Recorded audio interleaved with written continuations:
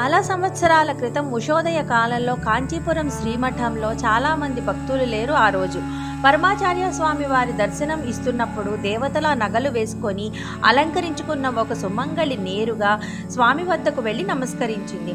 అశ్రుపూరిత నయనాలతో లేచి నిలబడింది. పరమాచార్య స్వామి వారి మార్గదర్శనం కోసం ప్రార్థిస్తోంది. బహుశా ఏదో విపరీతమైన వ్యక్తిగత సమస్య అయ్యి ఉంటుంది. కళ్ళతో ఆర్దిస్తూ వణుకుతున్న పెదాల నుండి వస్తున్న మాటలతో, ఒక్క క్షణం కూడా నాపై మీ అనుగ్రహ దృష్టి ప్రసరించరా, కనీసం నా ప్రార్థన కూడా ఆలకించరా అని వేడుకుంటోంది. ఆ కరుణామయుడు ఆమె ప్రార్థనను వినాలనుకున్నారు. కానీ పక్కన ఎవరి తోడు లేకుండా ఒంటరి ఆడవారి మాటలను వినరాదన్న పీఠ నియమానికి కట్టుబడి ఉన్నారు. ఆమె కళ్ళు ధారాపాతంగా వర్షిస్తూ ఉండగా నిస్సహాయురాలై అక్కడే నిలబడి ఉంది. ఆమె తప్పుకుంటే కానీ ఇతర భక్తులు స్వామివారి దర్శనానికి రాలేరు. మరి అలా ఎంతసేపు అడ్డగించగలదు? స్వామివారు చేతి సంజ్ఞతో ఒక పరిచారికుణ్ణి రమ్మని పిలిచారు.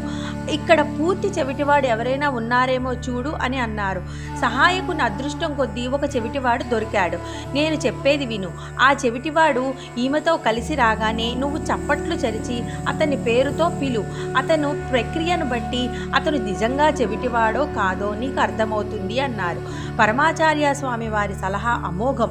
ఎవరినో ఒకరిని తీసుకురావాలని నిజంగా చెవిటివాడిని కానివాడిని ఆ శిష్యుడు తీసుకొని వస్తే అప్పుడు కుటుంబ కష్టాలు చెప్పాలనుకున్న ఆమెకి హానికారకం కదా. కనుక ఈ సలహా మహాస్వామి వారు ఇంకొక శిష్యునికి ఇచ్చారు కనిపెట్టమని. ఆ చెవిటివాడు పక్కనుండగా ఆమె తన కష్టాన్నంతా స్వామివారికి చెప్పుకుంది. పరమాచార్య స్వామివారు ఓపికగా అంతా విని ఆమెను అనునయించారు. ఇప్పుడు కూడా ఆమె ఏడుస్తోంది సంతోషంతో.